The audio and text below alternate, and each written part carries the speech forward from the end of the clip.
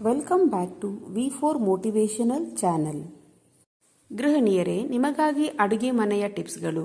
ಇದು ನಿಮಗೆ ತುಂಬ ಸಹಾಯವಾಗುತ್ತದೆ. ತಪ್ಪದೇ ಪೂರ್ತಿ ವಿಡಿಯೋ ನೋಡಿ. ಪ್ರತಿದಿನ ಅಡುಗೆ ಮನೆಯಲ್ಲಿ ಹೆಚ್ಚು ಸಮಯ ಕಳೆಯುವ ಗೃಹಿಣಿಯರಿಗೆ ಬೇಗ ಕೆಲಸ ಮುಗಿಸಿದರೆ ಎಷ್ಟೋ ರಿಲೀಫ್ ಅನಿಸುತ್ತದೆ. ನಿಜ ಅಲ್ವಾ ಸ್ನೇಹಿತರೆ?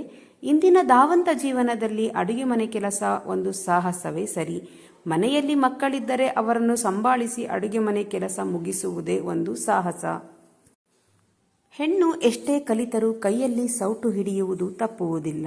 ಅದರಲ್ಲೂ ಕೆಲಸಕ್ಕೆ ಹೋಗುವ ಮಹಿಳೆಯರಿಗಂತೂ ಈ ವಿಡಿಯೋ ತುಂಬ ಯೂಸ್ಫುಲ್ ಆಗುತ್ತದೆ.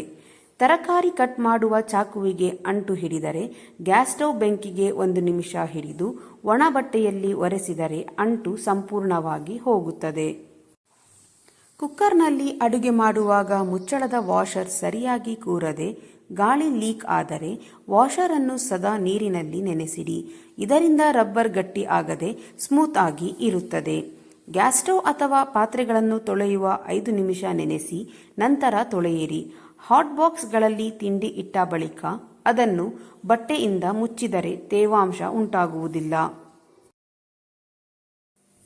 ಗ್ಯಾಸ್ ಸ್ಟವ್ ಮೇಲೆ ಕಪ್ಪಾಗಿ ಕೊಳೆ ಕೂತಿದ್ದರೆ ಸ್ವಲ್ಪ ಬೇಕಿಂಗ್ ಸೋಡಾ ಹಾಗೂ ಲಿಂಬು ಹಣ್ಣನ್ನು ಮಿಕ್ಸ್ ಮಾಡಿ ಕೊಳೆ ಇರುವ ಜಾಗಕ್ಕೆ 5 ನಿಮಿಷ ಹಚ್ಚಿ ನಂತರ ಬ್ರಷ್ನಲ್ಲಿ ತಿಕ್ಕಿ ತೊಳೆಯುವುದರಿಂದ ಸ್ವಚ್ಛವಾಗುತ್ತದೆ.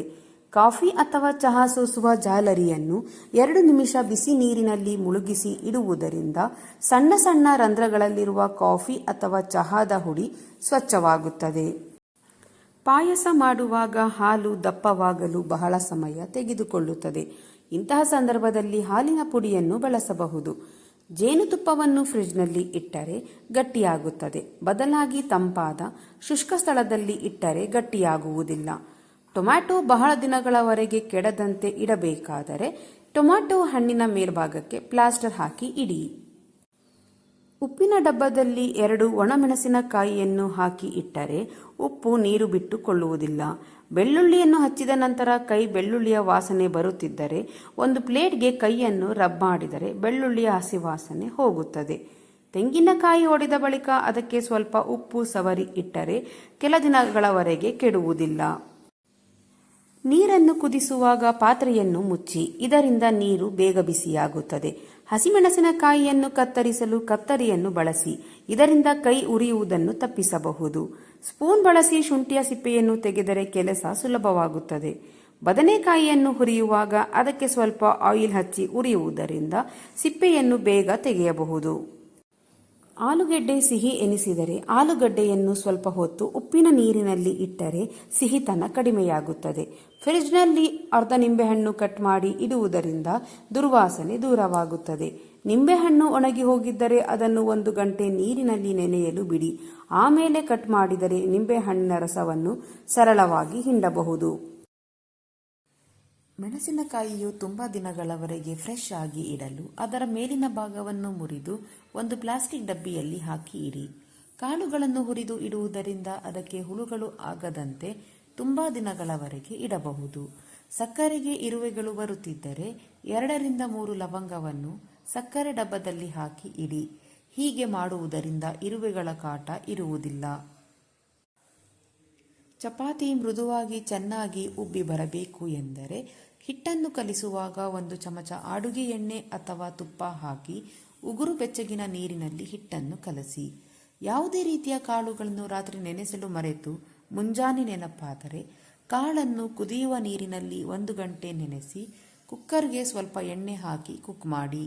ಆಲೂಗೆಡ್ಡೆ ಸಿಪ್ಪೆ ಬೇಗ ತೆಗೆಯಲು ಕುದಿಸುವಾಗ ಅದಕ್ಕೆ ಸ್ವಲ್ಪ ಉಪ್ಪು ಸೇರಿಸಿದರೆ ಆಲೂಗೆಡ್ಡೆ ಸಿಪ್ಪೆಯನ್ನು ಬೇಗ ತೆಗೆಯಬಹುದು. ಎಣ್ಣೆಯಲ್ಲಿ ಏನಾದರೂ ಫ್ರೈ ಮಾಡಿದ ಮೇಲೆ ಕರಿದ ಪದಾರ್ಥದ ವಾಸನೆ ಬರುತ್ತಿದ್ದರೆ ಇದೇ ಎಣ್ಣೆಯನ್ನು ಪುನಃ ಬಳಸಲು ಕರಿದ ಎಣ್ಣೆಗೆ ಸ್ವಲ್ಪ ಹುಣಸೆ ಹುಳಿ ಹಾಕಿ ಬಿಸಿ ಮಾಡಿ ತೆಗೆಯಿರಿ. ಹೀಗೆ ಮಾಡುವುದರಿಂದ ಕರಿದ ಎಣ್ಣೆಯಲ್ಲಿ ವಾಸನೆ ಬರುವುದಿಲ್ಲ. ಅಡುಗೆಯಲ್ಲಿ ಖಾರ ಜಾಸ್ತಿ ಆಗಿದ್ದರೆ ಟೊಮ್ಯಾಟೊವನ್ನು ರುಬ್ಬಿ ಹಾಕಿ ಅಥವಾ ತೆಂಗಿನಕಾಯಿ ರುಬ್ಬಿ ಹಾಕಿ ಅಥವಾ ನಿಂಬು ಹಣ್ಣಿನ ರಸ ಹಾಕಿದರೆ ಖಾರ ಸ್ವಲ್ಪ ಕಡಿಮೆಯಾಗುತ್ತದೆ.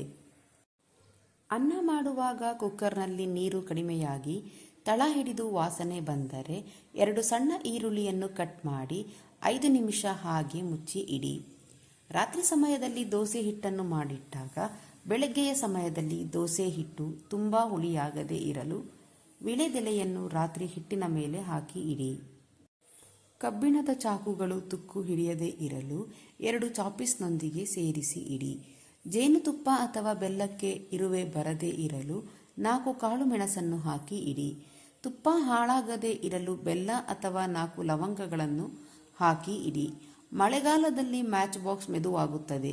ಹೀಗೆ ಆಗಬಾರದು ಎಂದರೆ ಮ್ಯಾಚ್ ಬಾಕ್ಸ್ ಒಳಗೆ ಸ್ವಲ್ಪ ಅಕ್ಕಿ ಕಾಳುಗಳನ್ನು ಸೇರಿಸಿ ಇಡಿ. ಡಸ್ಟ್ಬಿನ್ ತುಂಬ ವಾಸನೆ ಬರುತ್ತಿದ್ದರೆ ಕಲ್ಲುಪ್ಪು ಹಾಕಿ ಅದರ ಮೇಲೆ ನ್ಯೂಸ್ ಪೇಪರ್ ಹಾಕಿ ಅದರ ಮೇಲೆ ಕಸ ತುಂಬುವ ಬ್ಲ್ಯಾಕ್ ಕವರನ್ನು ಹಾಕಿ.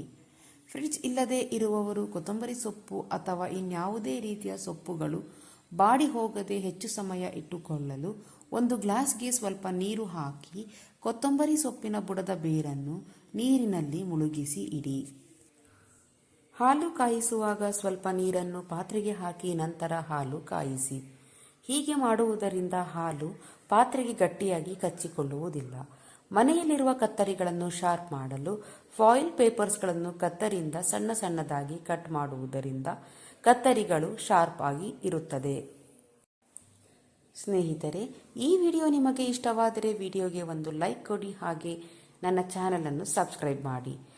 ಇದೇ ರೀತಿಯ ಹೆಚ್ಚಿನ ಮೋಟಿವೇಶನಲ್ ವಿಡಿಯೋದೊಂದಿಗೆ ಮುಂದಿನ ವಿಡಿಯೋದಲ್ಲಿ ಭೇಟಿಯಾಗೋಣ.